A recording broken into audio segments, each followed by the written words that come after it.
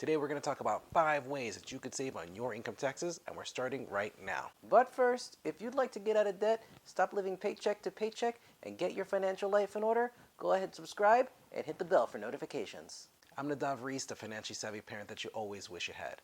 As the saying goes, nothing is certain but death and taxes. But that doesn't mean that you can't save on the amount of income tax that you pay. After all, it's your money, so why give it to Uncle Sam? These bills represent your income. If all of your income is taxable, then the breakdown looks like this. But could you pay less in taxes? Almost certainly. So we're going to discuss a couple ways that you could save on your income taxes. Now, everything that we're going to discuss today is, of course, legal, because you should be paying any and all taxes that you're legally required to pay. So the first deduction on our list is charity. In America, there are organizations that have a 501c3 IRS classification. That means that if you give one of these organizations money, you can write that amount off of your taxable income. Donating $100 is sort of like you never made that $100. Now, if you never made that money, then you don't have to pay income tax on it. That means that you can help an organization that's near and dear to your heart and pay less in taxes. That's a win-win situation. Speak with a certified tax professional to make sure that you know how to do this properly. Number 2 is contributing to a traditional IRA, or individual retirement account. This is another way that you'll be able to lower your taxable income and therefore pay less in income taxes. In the year 2020, you can contribute up to $6,000 to a traditional IRA. You can contribute an additional $1,000 if you're age 50 or older. After the age of 50, since you're closer to retirement age, the government allows you to contribute more than you otherwise would be allowed to, so you can sort of catch up on lost time. That's $6,000 that you can use towards investing in your retirement. In the eyes of the IRS, if you contribute $6,000 to your traditional IRA, you can deduct $6,000 from this year's taxable income. If you're in a high tax bracket now and expect to be in a lower tax bracket in the future, you would benefit from taking this tax break now.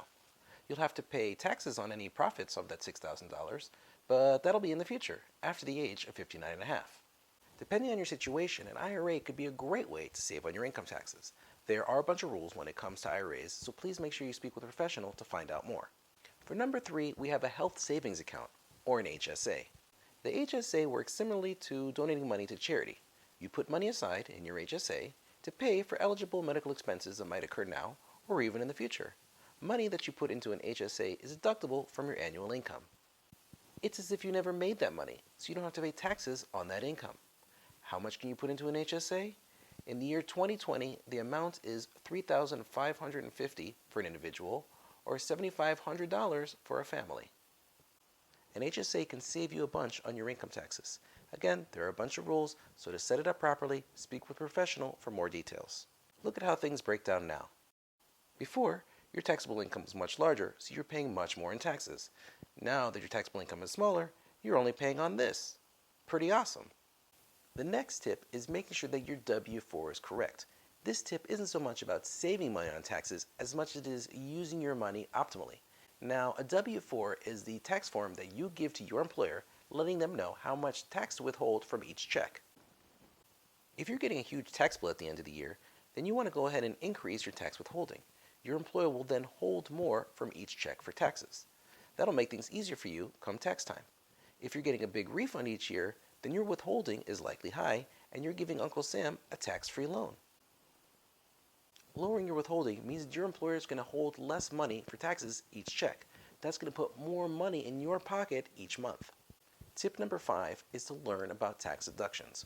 We've already mentioned several here, but there are a whole bunch that exist and can probably be helpful in your individual situation. For example, if you have a mortgage, or if you're paying down a student loan, or if you have solar panels, or if you want to buy an energy-efficient car, there could be deductions that save you money. A conversation with a good tax professional could save you a whole bunch of money. Chances are they probably know about even more deductions, so do yourself a favor and find a tax professional ASAP.